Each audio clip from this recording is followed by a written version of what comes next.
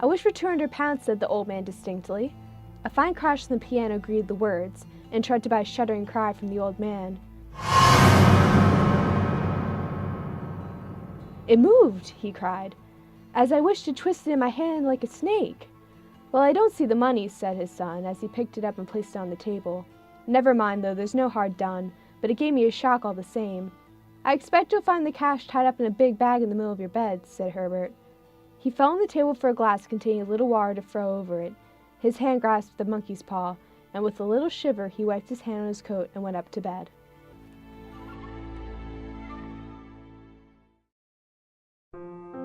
"What's the matter?" His wife made no reply. She was watching the mysterious movements of a man outside. She brought the stranger, who seemed ill at ease, into the room. "I was asked to call," he said at last. "I come from Ma and Megan's." The old woman started. "Is anything the matter? Has anything happened to Herbert?" "I'm sorry," began the visitor. "Is he hurt?" demanded the mother. "Badly hurt," he said quietly. "He was calling the machinery," said the visitor at length, in a low voice. "Calling the machinery," repeated Mr. White in a dazed fashion. "Yes. He was the only one left to us. It is hard. The firm wished me to convey their sincere sympathy with you in your great loss," he said. "I beg that you will understand I am only their servant and merely obeying orders." There was no reply. "I was to say that Ma and Megan's disclaim all responsibility," continued the other. "They admit no liability at all, but in consideration for your son's services, they wish to present you with a certain sum as compensation." Mr. White dropped his wife's hand, rising to his feet. "How much?" "£200, was the answer.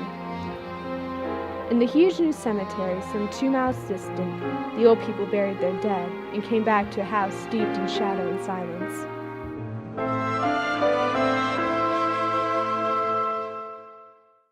"The paw!" she cried wildly. "The monkey's paw!" He started up in alarm. "What's the matter?" "I want it," she said quietly. "Why?" "The other 2 wishes," she replied rapidly. "We've only had 1. "Get it," she panted. "Get it quickly and wish. Oh, my boy, my boy! We had the first wish granted. Why not the second?" "A coincidence," stammered the old man. "Go and get it and wish," cried the old woman. He went down in the darkness and felt his way to the parlor and then to the mantelpiece. "Wish!" she cried in a strong voice. He raised his hand. "I wish my son alive again." The talisman fell to the floor and he regarded it fearfully.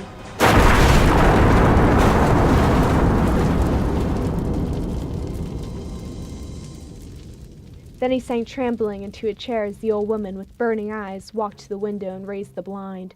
"What's that?" cried the old woman. A loud knock resounded through the house. "It's Herbert!" she screamed. "It's Herbert!" She ran to the door, but her husband was before her. "It's my boy! It's Herbert!" she cried, struggling mechanically. "For God's sake, don't let him in!" cried the old man, trembling. The old woman, with a sudden wrench, broke free and ran for the room. Her husband followed to the landing, and called after her appealingly as she hurried downstairs. He heard the creaking of the bowl as it came slowly back. At the same moment he found the monkey's paw, and frantically breathed his third and last wish.